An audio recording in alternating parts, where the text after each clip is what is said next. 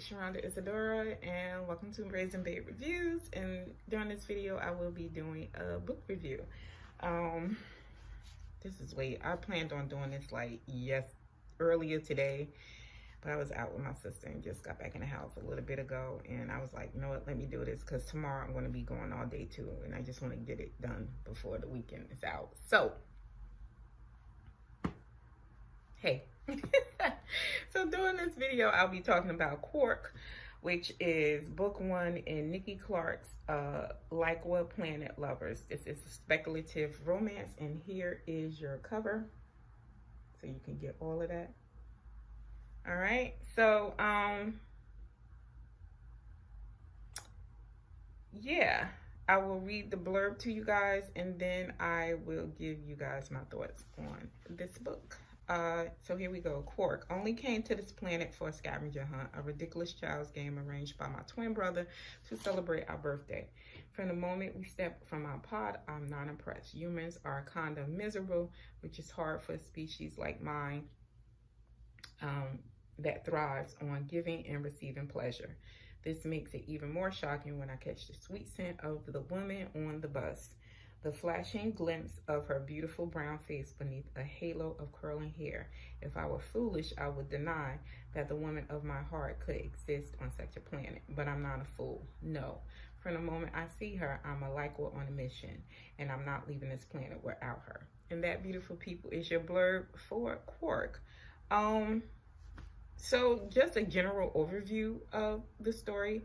I enjoyed it. I liked it. The writing was done well. It was crisp. It was clean. I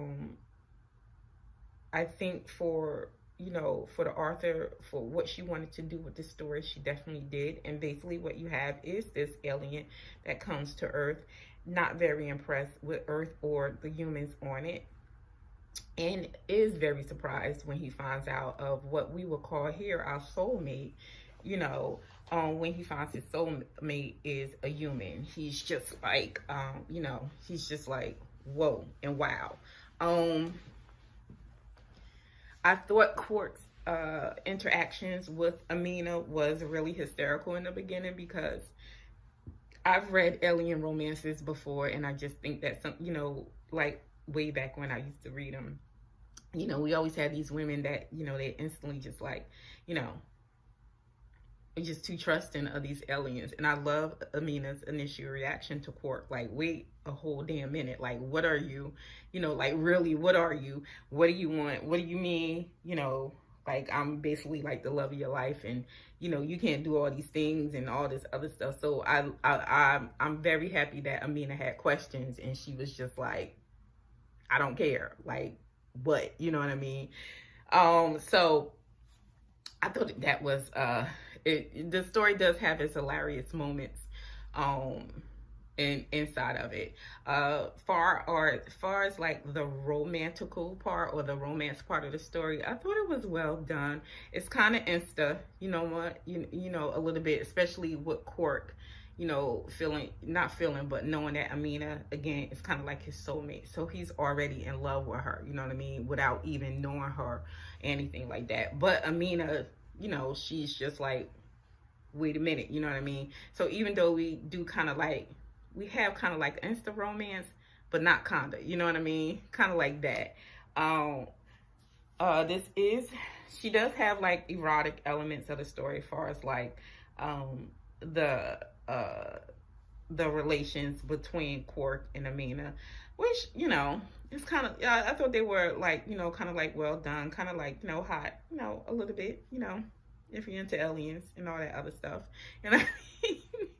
but it's very, I just think like those aspects of the story were very well done. I did have some issues with the story throughout the story, as far as like, there was just some time throughout the read that I felt like, once Amina does let down her guard, one little bit of a spoiler. Why can't I talk?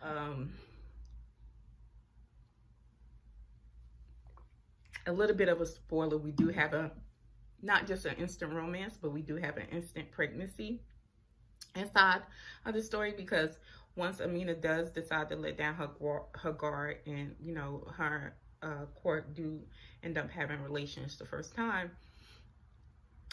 she does get pregnant, you know what I mean? So, you know, if that's something that's you know, that you will have an issue with, that, you know, just to let you know that is, you know, that's inside of the story.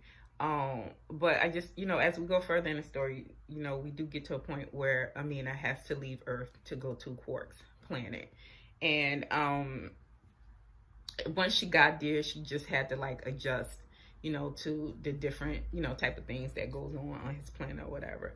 But I just felt like, you know, throughout the story, one of my issues was like, you know, Kwarq, even though he was very upfront with Amina, there was just sometimes he just didn't like let her know or explain to her correctly, like how him and his people, you know, move when they do different things or whatever.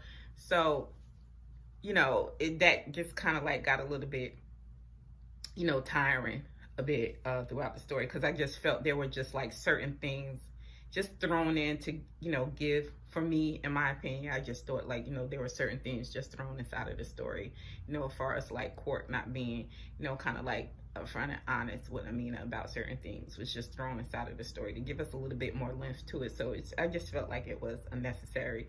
One of the other things I had inside an issue, now I said in the beginning how I like Amina's initial kind of like worriedness towards Kwarq and his intentions towards her or whatever.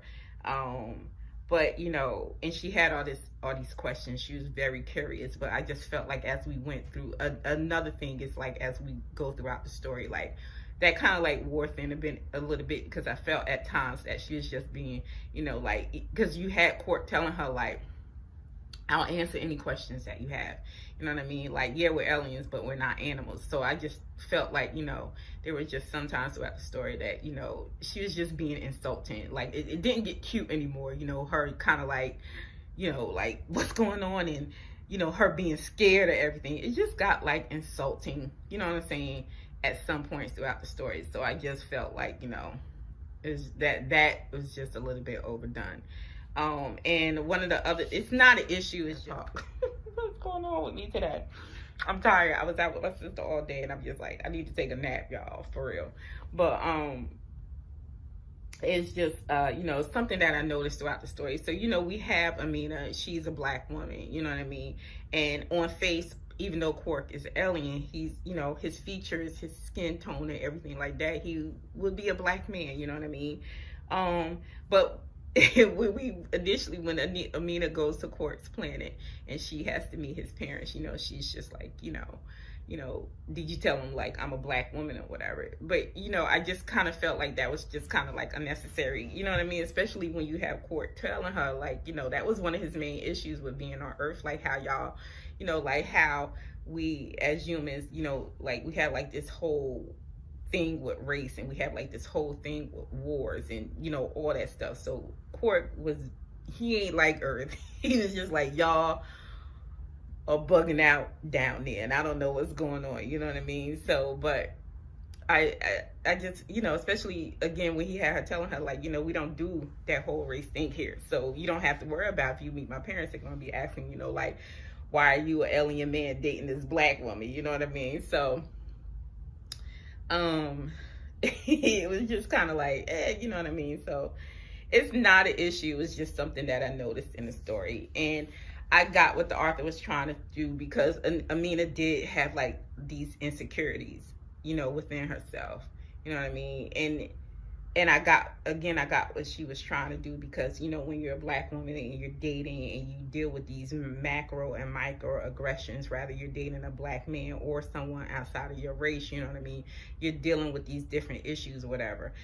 But, you know, it just kind of like spilled over into her relationship with Kwarq. So it, you know, as you go throughout the story and you're reading like all these, you know, all these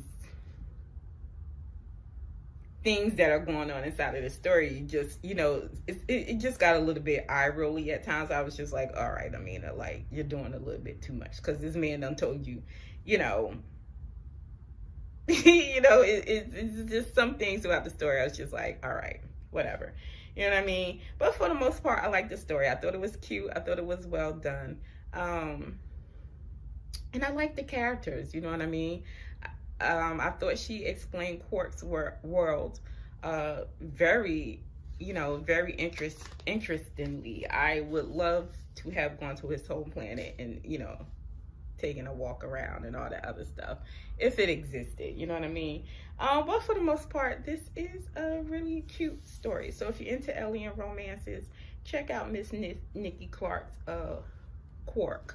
I do believe there are 5 books in the series right now. I will initially go and read the second book as well, but I just wanted to give my thoughts on book 1. So that is it for me. Yeah. So